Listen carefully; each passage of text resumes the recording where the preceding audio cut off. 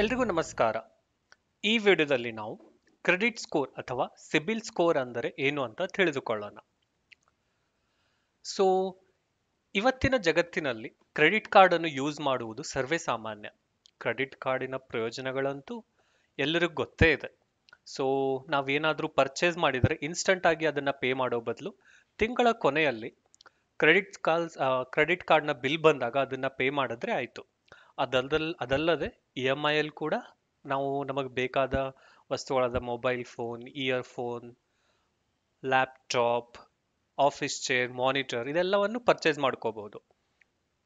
ಆಮೇಲೆ ಇದರಿಂದ ಕ್ರೆಡಿಟ್ ಕಾರ್ಡ್ನ ಯೂಸೇಜ್ನಿಂದ ಬರೋ ಕ್ಯಾಶ್ ಬ್ಯಾಕ್ ಪಾಯಿಂಟ್ಸ್ ಒಂದು ಆಡ್ ಆನ್ ಅಡ್ವಾಂಟೇಜ್ ಕೂಡ ಆಗಿದೆ.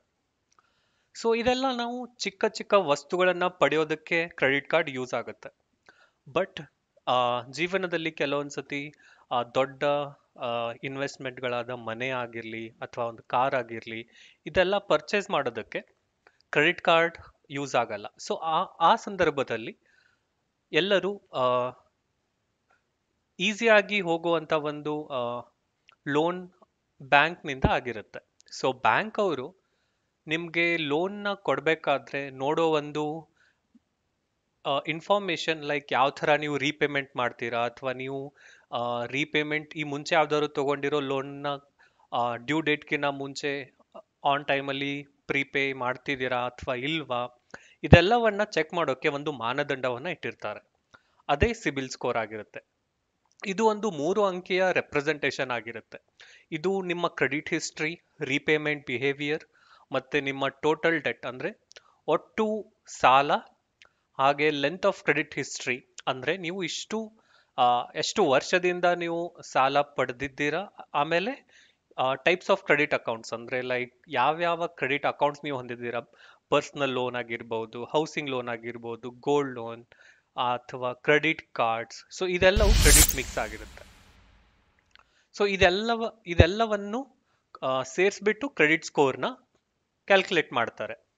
ಸೊ ಇದೆಲ್ಲ ಆಪ್ಷನ್ಸ್ಗಳಲ್ಲಿ ಲೈಕ್ ಯಾವುದಾದ್ರು ಡಿಸ್ಕಸ್ ಮಾಡಿದ್ವಲ್ಲ, ಇದರಲ್ಲಿ ಸ್ಪೆಸಿಫಿಕ್ ಒಂದು ಪರ್ಸೆಂಟೇಜ್ ಅಂತ ಕ್ಯಾಲ್ಕುಲೇಟ್ ಮಾಡ್ತಾರೆ.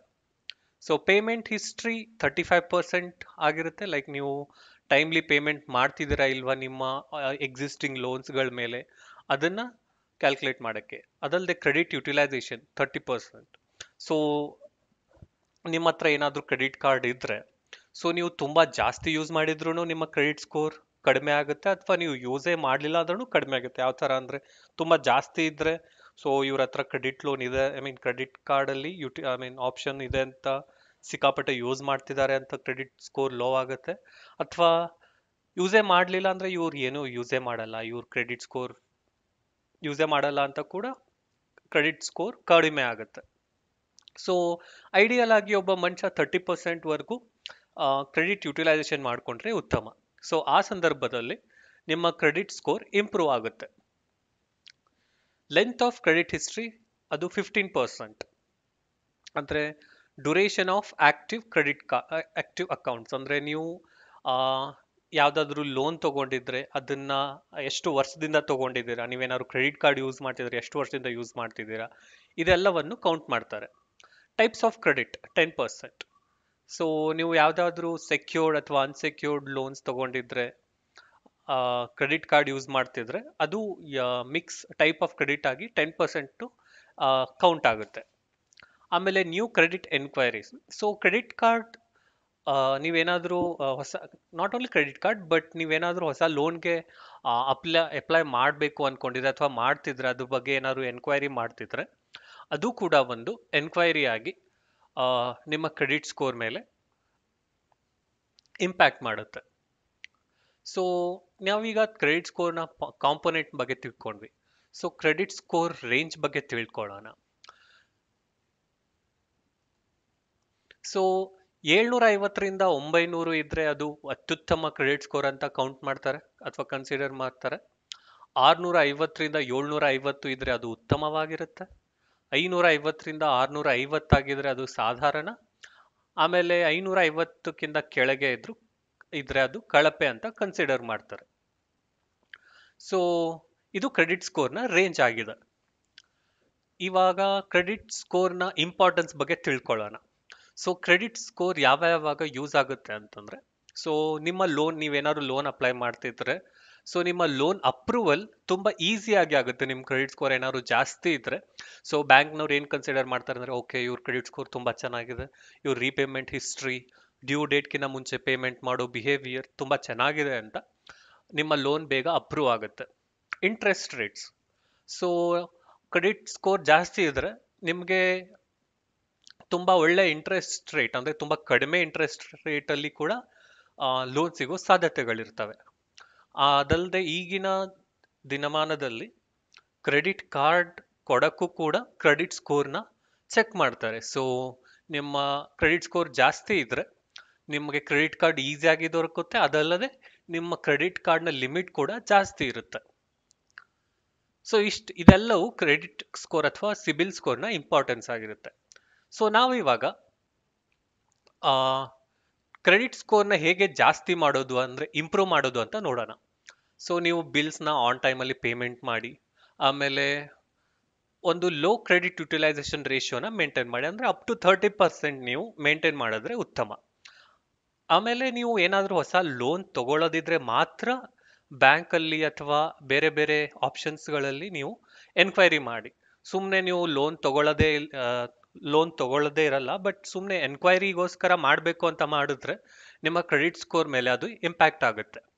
ಆಮೇಲೆ ನೀವು ರೆಗ್ಯುಲರ್ಲಿ ನಿಮ್ಮ ಕ್ರೆಡಿಟ್ ಸ್ಕೋರ್ ಅಥವಾ ಕ್ರೆಡಿಟ್ ರಿಪೋರ್ಟ್ನ ಚೆಕ್ ಮಾಡಿ, ಅದರಲ್ಲಿ ಏನಾದ್ರು ಎರರ್ ಇದ್ನೇ ಅದನ್ನ ರಿಪೋರ್ಟ್ ಮಾಡಿ. ಸೊ ಇದರಿಂದ ನಿಮ್ಮ ಕ್ರೆಡಿಟ್ ಸ್ಕೋರ್ ಇಂಪ್ರೂವ್ ಆಗೋ ಚಾನ್ಸಸ್ ಇರುತ್ತೆ. ಸೊ ಈಗ ನಾವು ನಮ್ಮ ಕ್ರೆಡಿಟ್ ಸ್ಕೋರ್ನ ಯಾವ ರೀತಿ ಆಫಿಷಿಯಲ್ ವೆಬ್ಸೈಟ್, ಅಂದ್ರೆ ಸಿಬಿಲ್ನ ಆಫಿಷಿಯಲ್ ವೆಬ್ಸೈಟ್ ಅಲ್ಲಿ ಚೆಕ್ ಮಾಡೋದು ಅಂತ ನೋಡೋಣ. ಸೊ ಇದು ಸಿಬಿಲ್ನ ಆಫಿಷಿಯಲ್ ವೆಬ್ಸೈಟ್. ಸೊ ಈ ವೆಬ್ಸೈಟ್ನ ಲಿಂಕ್ನ ನಾನು ಡಿಸ್ಕ್ರಿಪ್ಷನ್ ಅಲ್ಲಿ ಕೂಡ ಕೊಟ್ಟಿರ್ತೀನಿ. ಸೊ ಇಲ್ಲಿ ನೀವು ಈ ವೆಬ್ಸೈಟ್ನ ಮುಖಾಂತರ ನೀವು ವರ್ಷಕ್ಕೊಂದ್ಸತಿ ಫ್ರೀ ಆಗಿ ಚೆಕ್ ಮಾಡ್ಬೋದು, ಇಲ್ಲಾಂದ್ರೆ ಕೆಲವೊಂದು ಪೇಡ್ ಪ್ಲಾನ್ಸ್ ಇದೆ. ಸೊ ಅದ್ರ ಮೂಲಕ ನೀವು ನಿಮ್ಮ ಸಿಬಿಲ್ ಸ್ಕೋರ್ನ ಚೆಕ್ ಮಾಡ್ಕೋಬಹುದು. ಸೊ ಇಲ್ಲಿ ನೀವು ನೋಡ್ಬೋದು get free CIBIL score and report ಅಂತ ಇದೆ. ಸೊ ಇದ್ರ ಮೇಲೆ ಕ್ಲಿಕ್ ಮಾಡಿಕೊಂಡು ಸೊ ನಿಮ್ಮ ಅಕೌಂಟ್ನ ನೀವು ಕ್ರಿಯೇಟ್ ಮಾಡ್ಕೋಬಹುದು. ಎಲ್ಲ ಡೀಟೇಲ್ಸ್ನ ಫಿಲ್ ಮಾಡಿ, email address, password, first name, last name, pin code, mobile number ಎಲ್ಲ ಹಾಕಿ ಅಕ್ಸೆಪ್ಟ್ ಅಂಡ್ ಕಂಟಿನ್ಯೂ ಅಂತ ಕ್ಲಿಕ್ ಮಾಡಿಕೊಂಡು ನೀವು ನಿಮ್ಮ ಅಕೌಂಟ್ನ ಕ್ರಿಯೇಟ್ ಮಾಡ್ಕೋಬಹುದು. ಸೊ ನಾನು ಆಲ್ರೆಡಿ ಲಾಗಿನ್ ಆಗಿದ್ದೀನಿ. ಸೊ ಇಲ್ಲಿ ನೀವು ನೋಡ್ಬೋದು, ಇಲ್ಲಿ ನಿಮ್ಮ ಸಿಬಿಲ್ ಸ್ಕೋರ್ ಡಿಸ್ಪ್ಲೇ ಆಗ್ತಾ ಇರುತ್ತೆ. ಸೊ ಆಸ್ ಆಫ್ ನೌ ಇದು 781 ಅಂತ ತೋರಿಸ್ತಾ ಇದೆ. ಸೊ ಒಂದ್ಸತಿ ರಿಫ್ರೆಶ್ ಮಾಡಿ ಕೂಡ ನೋಡ್ತೀನಿ. ಓಕೆ, ರಿಫ್ರೆಶ್ ಮಾಡೋಕ್ಕೆ ಫ್ರೀ ವರ್ಷನಲ್ಲಿ ಆಪ್ಷನ್ ಇಲ್ಲ. ಸೊ ಅದಕ್ಕೆ ನಾನು ವಾಪಸ್ ಓವರ್ ವ್ಯೂ ಡ್ಯಾಶ್ಬೋರ್ಡ್ಗೆ ಬಂದ್ಬಿಡ್ತೇನೆ. ಸೊ ಇದು ಫ್ರೀ ವರ್ಷನ್ ಆಗಿರೋದ್ರಿಂದ ನಾವು ವರ್ಷಕ್ಕೊಂದ್ಸರಿ ಮಾತ್ರ ನೋಡೋಕ್ಕಾಗೋದು.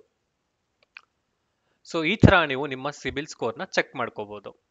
ಈ ವಿಡಿಯೋ ನಿಮ್ಗೆ ಏನಾದರೂ ಇಷ್ಟ ಆಗಿದ್ರೆ ಈ ವಿಡಿಯೋನ ನಿಮ್ಮ ಫ್ರೆಂಡ್ಸ್, ಫ್ಯಾಮಿಲಿ ಅವರೆಲ್ಲರಿಗೂ ಶೇರ್ ಮಾಡಿ, ನಮ್ಮ ಚಾನಲ್ನ ಸಬ್ಸ್ಕ್ರೈಬ್ ಮಾಡಿ. ನಿಮ್ಗೇನಾದರೂ ಸಿಬಿಲ್ ಸ್ಕೋರ್ ಬಗ್ಗೆ ಏನಾದರೂ ಕ್ವೆಶನ್ಸ್, ಕನ್ಸರ್ನ್ ಇದ್ದರೆ ಕಮೆಂಟ್ ಮಾಡಿ ತಿಳಿಸಿ. ಸಾಧ್ಯವಾದಷ್ಟು ನಾವು ಆನ್ಸರ್ ಮಾಡೋಕ್ಕೆ ಟ್ರೈ ಮಾಡ್ತೀವಿ. ಧನ್ಯವಾದಗಳು.